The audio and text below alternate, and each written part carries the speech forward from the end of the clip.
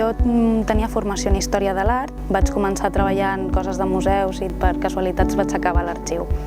Llavors m'agrada molt, llavors vaig decidir especialitzar-me en això i al final vaig decidir fer el màster.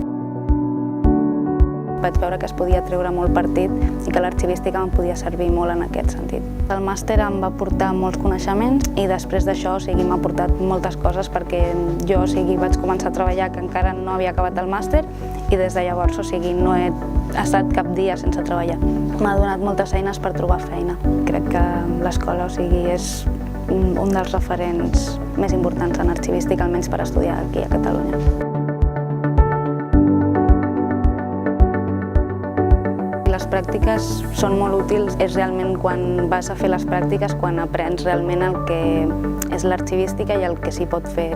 Cada arxiu és un món i sempre, en cada lloc on pots anar, sempre pots conèixer coses noves. I encara que treballis sempre d'arxiver, sempre és com si tinguessis una feina nova, perquè cada lloc i cada arxiu, cada fons és una cosa diferent.